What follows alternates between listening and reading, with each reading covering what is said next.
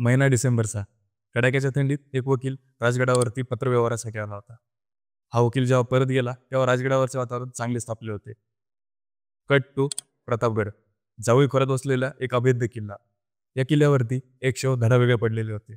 या दरम्यानच्या काळात कोणत्या अशा घटना घडल्या ज्याची दखल इतिहासाला त्याच्या सुवर्णपानात घ्यावी लागली, हे आपण आजच्या व्हिडिओच्या माध्यमातून पाहूयात. मी अभिषेक मोरे घेऊन आलोय अफजल खानाचा वध आणि आपण पाहत आहात बेटाळी.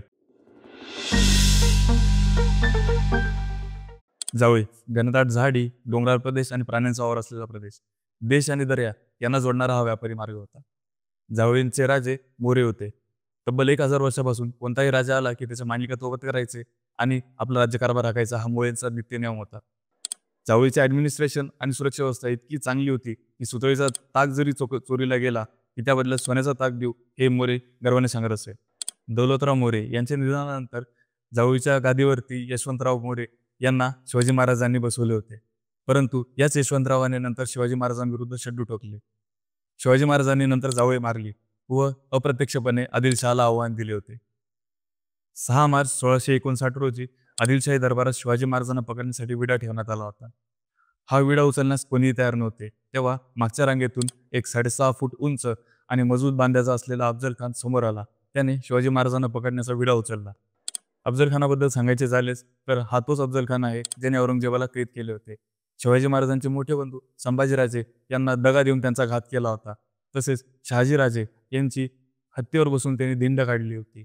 हाच अफजल खान आता 12,000 पायदळ, घोडदळ आणि 75 तोफा घेऊन स्वराज्यावर चालून येणार होता. खानाने शिवाजी महाराजांचे श्रद्धास्थान असलेले भवानी माता मंदिराची तोडफोड केली. तसेच मूर्तीची देखील विटंबना केली. वाटेत येणाऱ्या प्रत्येक गावामध्ये त्याने नासधूस केली. त्याच्या सैन्याने आई बहिणींची इज्जत लुटत पिकांचे देखील नुकसान केले. त्याचा शेवटचा मुक्काम वाई येथे असताना शिवाजी महाराजांसोबत त्याचा पत्रव्यवहार झाला. पत्रव्यवहाराद्वारे जे ठरले त्यानुसार त्यांनी आपला मुक्काम प्रतापगड येथे हलवला. पत्रव्यवहारानुसार भेटीचे ठिकाण, वेळ सोबत 10 अंगरक्षक आणि 2 हुद्देदार येणारे ठरले होते. खानासोबत सय्यद बंडा, कृष्णाजी भास्कर नावाचा वकील हा प्रतापगडावर जाणार होता. 10 नोव्हेंबर 1659 रोजी खान शामियानात दाखल झाला. खानाचा पूर्व इतिहास बघता खान दगा करणारे शिवाजी महाराजांना माहीत होते. यासाठी शिवाजी महाराजांनी पूर्वतयारी देखील केली होती. सोबत जीवा महाला, संभाजी कावजी हे अंगरक्षक म्हणून सोबत नेले होते. शिवाजी महाराज शामियानात दाखल झाले. शिवाजी महाराजांना शामियानात बघून खान उठून उभा राहिला. त्यांनी आपले दोन्ही हात पसरवून शिवाजी महाराजांना आलिंगनासाठी आमंत्रित केले आणि म्हणाला, आओ शिवाजी आओ, हमारे गले लग जाओ. खानाला आलिंगन देण्यासाठी शिवाजी महाराजांनी 2 पावले पुढे घेतली. खानाला आलिंगन दिले. खानाने आलिंगनामध्ये दगा केला. शिवाजी महाराजांवर त्यांनी कटारीचे 2 वार केले. हे दोन्ही वार चिलखतामुळे फिके गेले होते. वेळीची सावधता बाळगत शिवाजी महाराजांनी आपल्या हातात असलेले वाघनखे खानाच्या पोटात घातली. तसेच बिचव्याचा वार करत खानाचा कोथळा बाहेर काढला. अनपेक्षितपणे झालेल्या या हल्ल्यामुळे खान गडबडला. दगा दगा खून करत तो खाली कोसळला.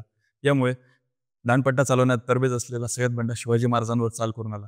त्यांनी केलेला वार जीवा मालाने वरच्यावरती झेलला आणि त्याचा हात दडावेगळा केला.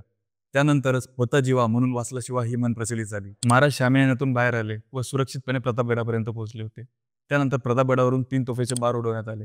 हा संदेश होता प्रतापगडाच्या जंगलात लपलेल्या मराठा सैन्यासाठी की त्यांनी शत्रू सैन्यावर तुटून पडावे. त्यानंतर शत्रू सैन्यावर मराठा सैन्य चांगलेच तुटून पडले व त्यांचा चांगलाच पाडाव केला. या प्रसंगानंतर अफजल खानासोबत आलेली रोकड, सोने, चांदी तसेच युद्धोपयोगी जनावरे शिवाजी महाराजांनी स्वराज्यात सामील करून घेतले. त्यानंतर नेताजी पालकर यांना हातची धरून तळ कोकण व आदिलशहाचा काही प्रदेश आपल्या स्वराज्यात सामील करून घेतला व स्वराज्याच्या सीमा तब्बल 20 दिवसामध्ये दुहेरी केल्या होत्या. हा प्रसंग मराठा साम्राज्यासाठी अत्यंत महत्त्वाचा ठरला होता. यानंतर स्वराज्याचा विस्तार अत्यंत वेगाने सुरू झाला. हा व्हिडिओ तुम्हाला कसा वाटला हे आम्हाला कमेंट सेक्शनमध्ये कळवा. जर व्हिडिओ आवडला असेल तर लाईक अँड शेअर करा आणि अशाच निरनिराळे व्हिडिओ पाहण्यासाठी आमच्या बेटाळी या चॅनलला नक्की सबस्क्राईब करा.